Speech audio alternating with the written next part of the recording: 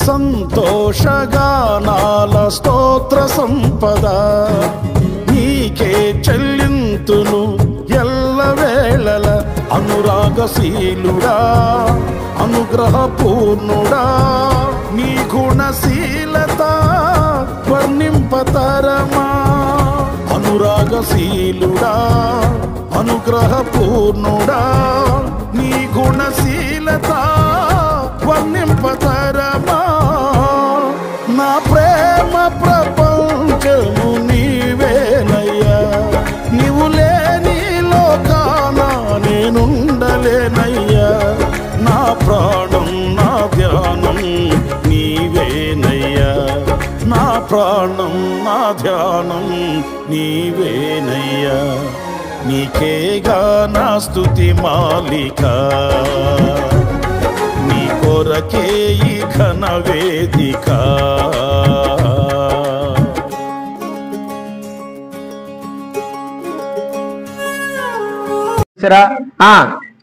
గద్దించినప్పుడు ఏమంటుంటారు, ఎలా ఉంటుందో పరిస్థితి అంటే, వాళ్ళు బా ఎందుకు ఊరికే నా మీద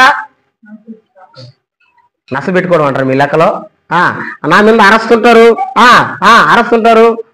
అరుపులు మించిపోతే బెత్తం కూడా వస్తుంది. బెత్తం అంటే ఎందుకు మా కర్ర వాడేదా, కట్ల పొయ్యిలో పెట్టేదానికా, కొట్టేదానికి. మనిషికి జ్ఞానం రావాలంటే మీరు చాలా మంది అనుకుంటూ ఉంటారు, పిల్లకాయలు అబ్బా ఎందుకు ఊరికే నా మీద అరవడం, ఎందుకు నన్ను కొట్టడం అని అనుకుంటూ ఉంటారు. ఆ కొట్టేది అరిసేది ఎందుకంటే నీకేం రావాలని, జ్ఞానం. దేవుడు కూడా అంట ఒక్కొక్కసారి గద్దిస్తాడంట మనల్ని. ఎలా గద్దిస్తాడు దేవుడు అంటే వాక్యము ద్వారా గద్దిస్తాడు. స్తోత్రం. మనం ఏదైనా పాపము చేసినప్పుడు, పొరపాటు చేసినప్పుడు, తప్పిదము చేసినప్పుడు దేవుడు తన వాక్యము ద్వారా ఏం చేస్తాడు? ఈ గద్దింపు ఇప్పుడు జనాలకు ఏమైపోయిందంటే, పాస్టర్ మమ్మల్ని కావాలనే తిడుతున్నాడు, అల్లాడు చూసేసాడు, అల్లా పని చేసేటప్పుడు, ఇల్లాడు చూసేసాడు, ఇల్లాడు పోయేటప్పుడు, అందుకని ఆయన చూసి సగా చర్చిలో తిడుతున్నాడు. నిన్ను తిడితే నాకేం ప్రయోజనం రా బాబు. చాలా మంది అలిగిపోయేవాళ్ళు, చాలా మంది తిరుక్కునేవాళ్ళు, చాలా మంది నన్ను ఆ విధంగా చేసేవి కాబట్టి నిన్ను కూడా అదే విధంగా నేను చేయాలనేవాళ్ళు. నాన్న అర్థమవుతుందా మీకు? దేవుడు గద్దించేది ఎందుకంటే జ్ఞానాన్ని కలుగు చేసేదానికి. స్తోత్రం చెప్పండి, గట్టిగా చెప్పండి. ఒకసారి ఏం జరిగిందంటే, ఒక ఆయన ఎద్దల బండి దూలుకొని పోతా ఉన్నాడు. ఎద్దల బండి ఆయన శుభ్రంగా పడుకో ఉన్నాడు. ఎద్దులు తన బాటికి తనే ఆ బండిని లాక్కొని పోతా ఉన్నాయి. ఒక ఎద్దు కావాలా, మార్జింగ్ పక్కకు దిగింది, అంటే రోడ్డు పక్కకు దిగింది. ఎద్దు పక్కకు దిగగానే టైర్ కూడా సైడ్కి వచ్చేస్తుంది కదా, సైడ్కి దిగింది. వాడు పడుకో ఉన్న వాడికి సైడ్ పక్కకు దిగేసరికి గతుకులాగా ధన అనేసరికి లేచాడు. లేచిన పెట్టినాడు, హై అన్నాడు. మళ్ళీ ఏం చేసిందంటే మార్జింగ్ లో ఉన్నటువంటి ఎద్దు మళ్ళీ రోడ్డు ఎక్కేసింది, రోడ్డు మీద పోతుంది. ఇప్పుడు మీరు చెప్పండి, ఇది మళ్ళీ రోడ్డు మీదకి ఎక్కడానికి కారణం ఏంటి? దేవుడు కూడా అంతే. కొన్నిసార్లు మనం తప్పిపోతుంటాం. మనం పోవాల్సిన మార్గంలో కాకుండా, మనం పోవాల్సినటువంటి దారిలో కాకుండా మనం తప్పిపోయినప్పుడు దేవాది దేవుడు ఏం చేస్తాడంటే గద్దిస్తుంటాడు. గద్దింపుకు లోబడిన వాడే జ్ఞానవంతుడైపోతాడు. నమ్మిన వాళ్ళు గట్టిగా స్తోత్రం.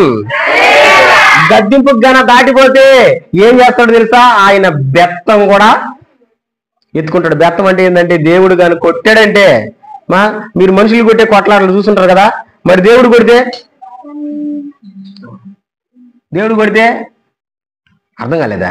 దేవుడు కొట్టాడు నన్ను ఒకసారి, దేవుడే అనుకుంటాను నేను. ఒకసారి కొట్టాడు, 3 నెలల మంచంలో ఉన్నా,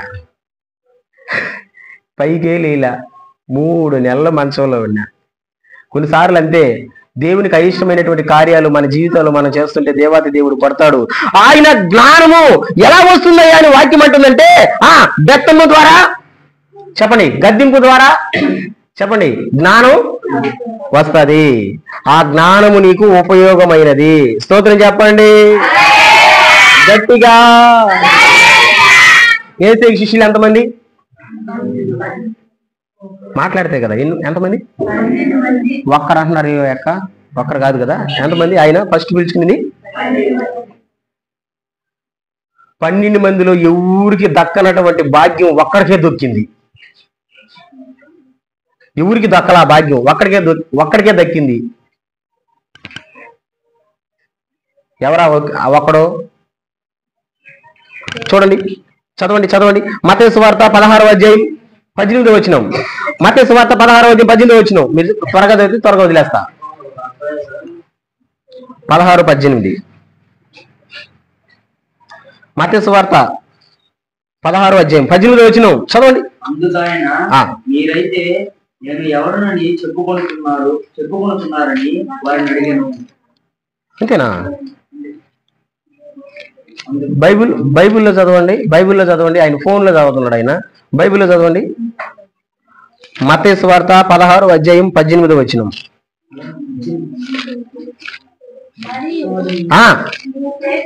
అది మరియు నీవు పేతురువు, ఈ బండ మీద నా సంఘమును కడుదును. పాతాళ లోక ద్వారమును దాని ఎదుట నిలువనేరవని నేను నీతో చెప్పుచున్నాను. అంతే కదా? చూడండి, ఫస్ట్ వచనం, ఫస్ట్ లైన్. మరియు నువ్వు పేతురువు, ఈ బండ మీద నా సంఘమును కడుదును. స్తోత్రం చెప్పండి. ఎవరి మీద కడతాడంట సంఘం? బండ మీద, పేతురు మీద. పేతురు చెప్పిన మాట కాదు. నువ్వు పేతురువి అంటే బండవి, ఈ బండ మీద అంటే 12 మంది శిష్యులకి దక్కనటువంటి భాగ్యం ఎవరికి దక్కింది? నా ప్రశ్న ఏంటంటే, పేతురికే ఎందుకు దక్కింది? యేసు ప్రభు తిట్టాలనుకుంటున్నప్పుడు అంత ఎవరు తిట్టున్నాడో తెలుసా? నిజమేనా? పేతురుని వేసే తిట్టాడా, తిట్టలేదా? గద్దించలేదా? ఒకసారి చూద్దాం, ఆ వచనాలు కూడా చూద్దాం. మార్కు సువార్త 8:32. మార్కు సువార్త 8:32. మార్కు సువార్త 8:32. ఈ మాట బహిరంగంగా చెప్పాను. పేతురు ఆయన చేయబట్టుకుని ఆయనను గద్దింపసాగాను. అందుకు ఆయన తన శిష్యుల వైపు తిరిగి వారిని చూసి, సాతానా నా వెనుకకు పొమ్ము, నీవు మనుషుల సంగతులను మనస్కరించుచున్నావు గాని దేవుని సంగతులను మనస్కరింపకున్నావని పేతురును గద్దించెను. పేతురును, అందరూ చెప్పండి ఈ మాట, పేతురును. ఇంకొకసారి చెప్పండి, అందరూ ఒకేసారి గట్టిగా చెప్పండి. ఏమని గద్దించెను? పేతురుని యేసు ప్రభు గద్దించాడంట. ఏమని? సాతానా. మా మిమ్మల్ని ఎవరైనా సైతాన్ని కల్లారంటే మీరు ఎట్టుంటారా? ఒక భక్తుడు ఉన్నాడు మన ఊర్లో. నేను ఊరు చెప్పను, పేరు చెప్పను. ఊరు చెప్పేస్తున్నా, పేరేందా? ఒక భక్తుడు ఉన్నాడు మన ఊర్లో. ఎలాంటి భక్తుడు అంటే, డౌట్ లేదులే, ఇంటి తెలిసేది ఎలా ఉన్నాయి. ఆయన పిల్లకాయలతో ఆడుకునేటప్పుడు ఆయన ఫ్రెండ్స్ని ఊరికే ఏం అడుగుతుంటాడంటే, సైతాన్ కల్లారా అని అడుగుతుంటాడు. ఈయన భలే భక్తుడు. మరి నేనంటాను, ఊళ్ళకి అసలైన అర్థం తెలియదు, నువ్వు తిట్టే తిట్టు. ఏమని? ఇప్పుడు బయటకు పోయి ఉన్న మనం అంటే ఊళ్ళకి తెలియకపోతే సైతాన్ కల్లారని అర్థం అవుతుందా? అర్థం కాదు. నిజంగా దాని అర్థం తెలుసుంటే, నన్ను నువ్వు సైతానా అంటావా అంటే నేను నీకు దెయ్యాన్నా అని ఎట్టొస్తుంది స్వామి? గొడవ ఒకసారి రారా? నేను అనుకుంటున్నా, ఎవరో ఒకరి చెవులో ఏదో ఒక రోజు ఈ మాట పడకపోదు. ఆ రోజు ఏమి తెలుస్తుంది తెలుసా?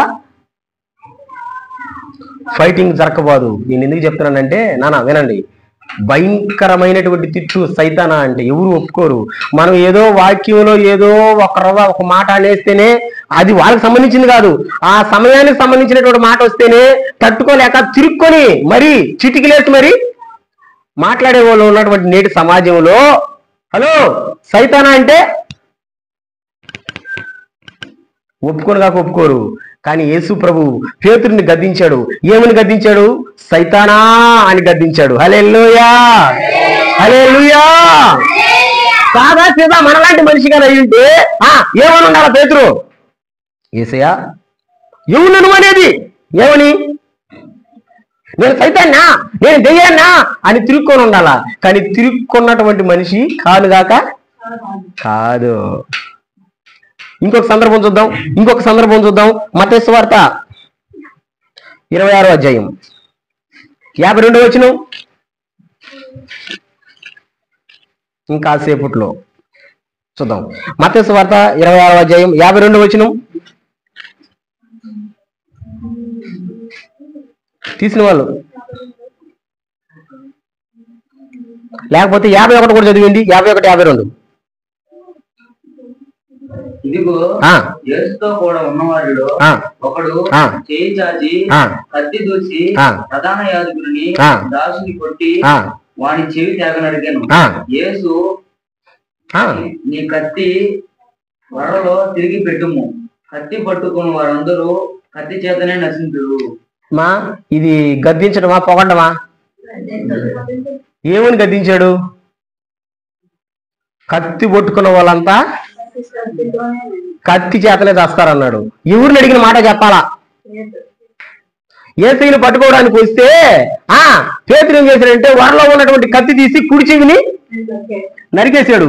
నరికినటువంటి ఆ సందర్భంలో యేసు ప్రభు మళ్ళీ ఆ చెవిని అతికించి అంటున్నాడు, నువ్వు కత్తి పట్టుకుని ఉన్నావు కాబట్టి పేతురా, కత్తి పట్టుకున్నవాడు కత్తి చేతనే చస్తాడు. నశింతురు అంటే అర్థమైంది, చస్తారు అని. ఓయమ్మో, అక్కడేమో సైతానా అన్నాడు, ఇక్కడేమో చస్తావరా అన్నాడు. అక్కడేమో మాట్లాడరేమా, అక్కడేమో ఇక్కడేమో ఎవరు బిరుదులు? పేతురికి దేవుడు తిట్టడం, పేతురిని దేవుడు గద్దించడం. అందుకనే కదా మహానుభావుడు ఎవరికి దక్కనటువంటి గొప్ప భాగ్యం పొందుకున్నాడు. ఏంటి ఆ భాగ్యం అంటే, నీవు బండవి, నీ బండ మీద నా సంఘాన్ని కడతా.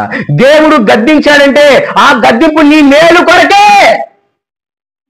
ఆ గద్దింపు, ఆ బెట్టమే నీకు జ్ఞానాన్ని కలుగు చేస్తుంది.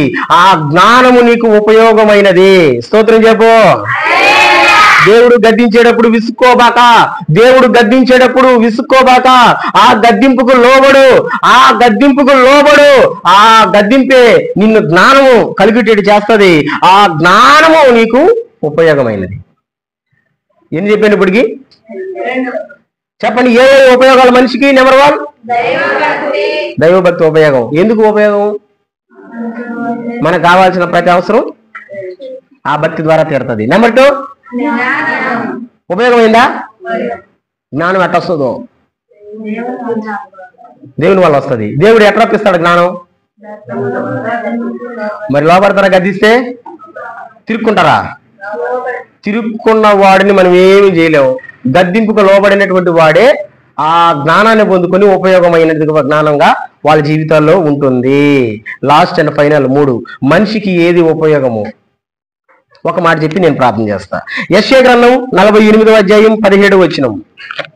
యెషయా గ్రంథం 48వ అధ్యాయం 17వ వచనం.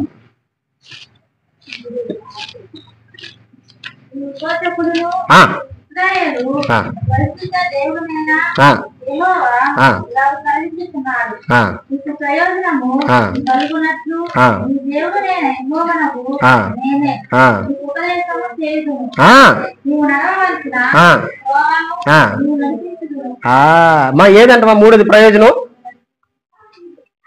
అక్కడే ఉంది. నీ విమోచకుడును ఇశ్రాయేలు పరిశుద్ధ దేవుడు యెహోవా ఇలా సెలవిస్తున్నాడు, నీకు ప్రయోజనము కలుగునట్లు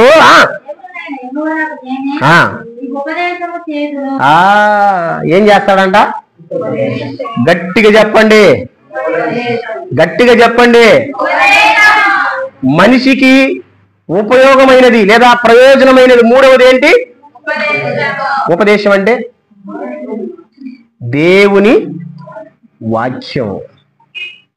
దేని వలన మనిషికి ప్రయోజనం అంటే, నానా ఈ రోజున చాలా మంది టీవీలు కాడ కూర్చున్నంత శ్రద్ధగా మందిరంలో కూర్చోలేరు. అవునా కదా? ఎంతసేపు కూర్చుంటారమ్మా? నిజం చెప్పండి. టీవీ కాడ ఒక కొత్త సినిమా కానీ వేసేసినారు అనుకో, అది స్టార్టింగ్ నుంచి అయిపోయేదాకా కదా. అవునా కదా?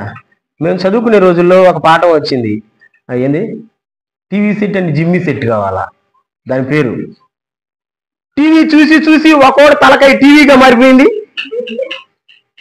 కింద సీట్లు స్టాండ్ గా మారిపోయినాయి, ఫ్లిక్ వచ్చింది, అన్ని వచ్చింది.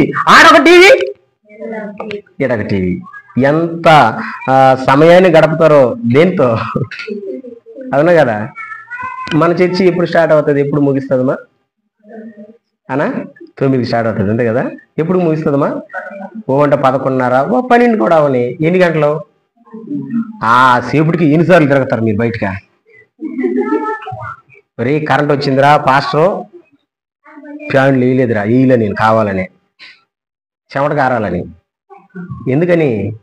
ఫ్యాన్లు వేస్తే ఇప్పుడు సల్లంగా గాలి దొరింది అనుకో, అబ్బా ఇప్పుడు నేను చెప్పే వాక్యం అంతా అది ఎట్టబోతుంది అర్థమే కాదు. మనిషికి ఉపయోగం ఏంటి?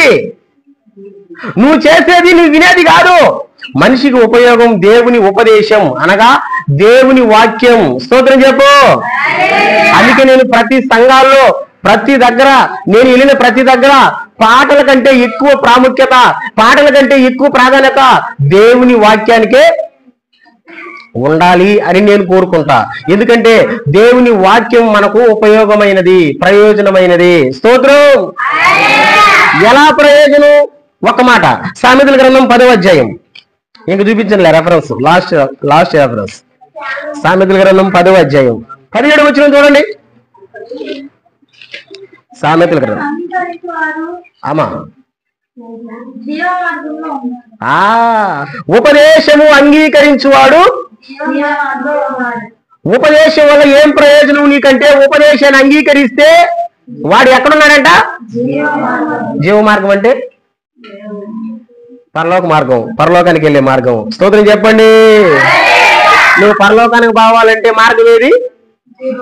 జీవ మార్గం. ఆ జీవ మార్గంలో ఉండేది ఎవరంట? ఆయన ఉపదేశం. ఇవన్నీ మనిషికి ఉపయోగమైనవి, ఇవన్నీ మనిషికి ప్రయోజనమైనవి. ఏంటా మనిషికి ప్రయోజనమైనవి? టకటగా చెప్పండి. Number 1, number 2, number 3. దైవభక్తి వల్ల ఏం ఉపయోగం? అయిపోయింది. దైవభక్తి వల్ల ఏం ఉపయోగం? మనకి కావాల్సిన ప్రతి అవసరతలు కొదువులు తీరుతాయి. నెంబర్ 2, జ్ఞానం వలన. అసలు జ్ఞానం ఎట్టొస్తుంది? ఎట్రపిస్తాడు దేవుడు. కాబట్టి జ్ఞానం వలన. తెలివి కాదు నేను చెప్పేది, జ్ఞానం. అందరూ బాగుండాలనే జ్ఞానం. లాస్ట్ అండ్ ఫైనల్ నెంబర్ 3, దేని వల్ల ప్రయోజనం? ఎలా ప్రయోజనం? వినండి. అందుకే చెప్తాను, వాక్యము వినాలి. ఎంతవరకు నీకు ఓపిక ఉంటుందో, ఎంతవరకు నువ్వు వినగలవో దేవుని వాక్యం వినాలి. వింటేనే ఆ వాక్యం నిన్ను జీవ మార్గములో నడిపిస్తుంది. ఈ ప్రయోజనమైనవి దేవాది దేవుడు మీ ముందర పెట్టాడు కాబట్టి ఇకనైనా ఆ ప్రయోజనమైనవి చేద్దాం, దేవుని దీవెనలు పొందుకుందాం. అటువంటి మహా గొప్ప కృప మనందరకు దేవుడే అనుగ్రహించునుగాక. తల వంచండి, ప్రార్థన చేద్దాం.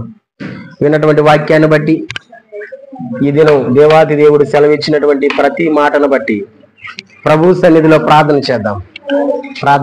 హల్లెలూయా, హల్లెలూయా, హల్లెలూయా. ప్రభువా, నువ్వు మాట్లాడినటువంటి ప్రతి మాటను బట్టి నీకు స్తోత్రం. నువ్వు దర్శించిన ప్రతి మాటను బట్టి నీకు స్తోత్రం. నమ్మకమైన దేవుడివి, గొప్ప దేవుడు నాయనా, నీకు స్తోత్రం. మాకు ఏ ప్రయోజనాలో, మాకు ఏది కావాలో వాటన్నిటిని కూడా మీరు మాకు చూపించినందుకు నీకు స్తోత్రం.